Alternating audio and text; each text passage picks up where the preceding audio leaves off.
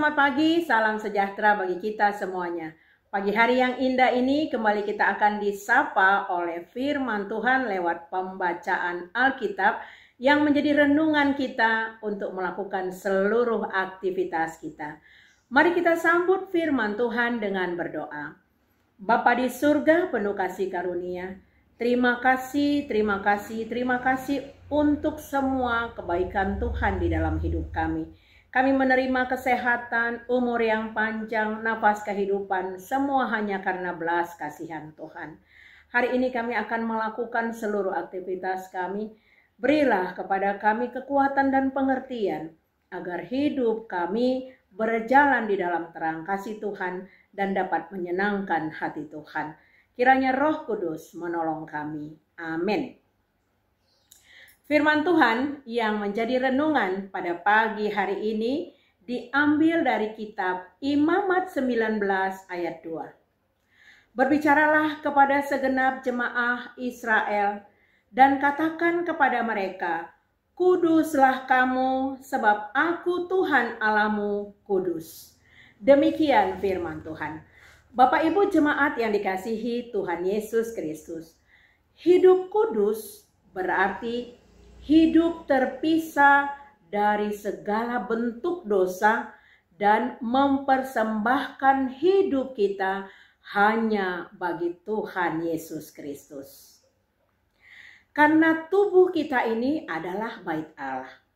1 Korintus 3 ayat 16 berkata, tidak tahukah kamu bahwa kamu adalah bait Allah dan bahwa Roh Allah diam di dalam kamu.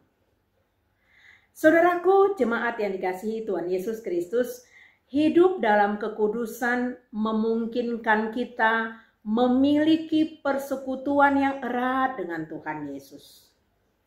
Hidup dengan kekudusan menjauhkan kita dari segala bentuk kejahatan yang menghasilkan dosa. Namun yang menjadi pertanyaannya adalah, kudus yang seperti apakah yang diinginkan Tuhan terhadap kita? Tentu saja dalam hal ini yang pertama adalah kita menguduskan harinya Tuhan untuk pergi ke gereja. Jangan menyembah ilah lain selain Tuhan Yesus Kristus. Menghormati orang tua, berlaku adil, jangan pilih kasih. Hidup dengan rendah hati dan berusahalah hidup damai dengan semua orang.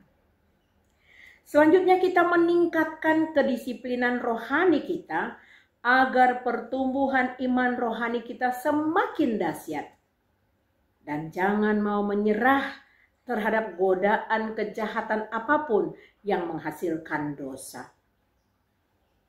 Saudara jemaat yang dikasihi Tuhan Yesus Kristus, mengapa Allah memberikan perintah yang begitu terperinci kepada bangsa Israel melalui Musa dalam Yesaya 19 pada hari ini? Karena Allah sungguh ingin agar bangsa Israel memiliki kehidupan yang berbeda dengan bangsa-bangsa sekitar yang hidupnya penuh dengan kecemaran, penuh dengan dosa-dosa yang sangat menjijikkan Allah. Oleh karena itu, saudara jemaat yang dikasihi Tuhan Yesus Kristus, sebagai umat Allah masa kini dan orang-orang yang sudah diselamatkan melalui kematian Yesus Kristus, semua perintah di atas juga berlaku bagi kita. Kitalah Israel baru yang diurapi dan diberkati Tuhan Yesus. Sudahkah kita melakukan apa yang dikehendaki Tuhan? Amin. Kita berdoa. Terima kasih ya Bapa, firman Tuhan luar biasa. Mengubah dan membentuk kami seturut dengan kehendak Tuhan. Ajarilah kami untuk memenuhi seluruh hukum-Mu dan lewat kasih yang Tuhan berikan kepada kami. Kami melangkah untuk melakukan semua perintah Tuhan. Kuduskanlah kami ya Tuhan, sebab Engkau kudus. Berkati gereja-Mu dan seluruh pemimpin-pemimpin gereja.